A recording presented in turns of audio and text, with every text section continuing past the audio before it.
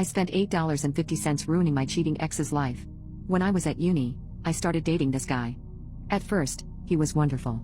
Dedicated to his studies, fun to be around, attentive, and always surprising me with things, working hard at his job, etc. Then, bit by bit, things unraveled. He started skipping classes. Barely bothering to go at all. He never helped around the house. Never washed up, cleaned up, did laundry, nothing. He was even fired from his job for too many missed shifts. All he wanted to do was sit at home and play Xbox or browse social media. This left me having to pick up extra shifts, sometimes double and triple shifts, all while going to class and studying. I later learned that this was a pattern for him. He'd be really dedicated to whatever he set his heart on, but then get bored, and fall back into old bad habits. Then he'd find a new passion, and rinse and repeat. I knew I should have ended the relationship much sooner, but I held out hope that he would snap out of it, that maybe it was just exam stress getting to him. I desperately wanted things to go back to how they were. But it was never meant to be. One day, after a 13-hour shift, I came home to him sleeping in our bed with another woman. I lost my temper and started screaming at him, and he tried shifting the blame towards me, saying I was never around for him. I explained the reason I wasn't around was because he refused to get a job, forcing me to work 3 times as much in order to pay our bills.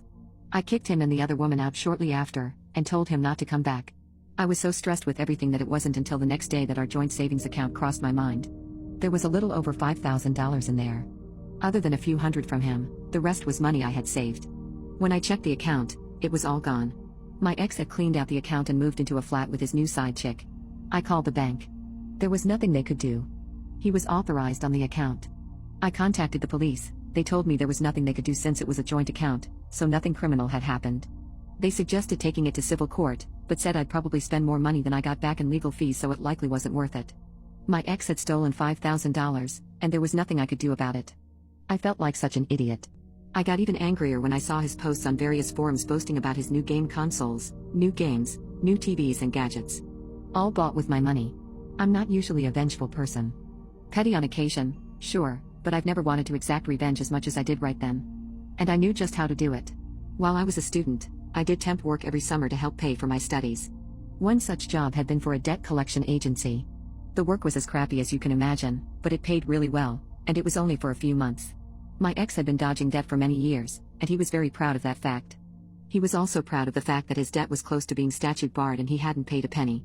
For those of you who don't know, in the UK, creditors have about 6 years to collect a debt, and then it becomes statute barred. That means the money is still owed, but creditors have no legal way of making you pay. My ex was a few months away from reaching statute barred status. However, what a lot of people don't know is that making a payment on that debt resets the clock. If you pay any amount, then that 6 years starts from scratch. Previously, I had used my insider knowledge to help him dodge the debt. Now, I would use it to hit him where it hurt. By the end of our relationship, I was handling everything, including his debts. I had the paperwork, so I knew who he owed and how much. I called his creditors up. I was honest and said I was a friend calling to make a payment on his behalf.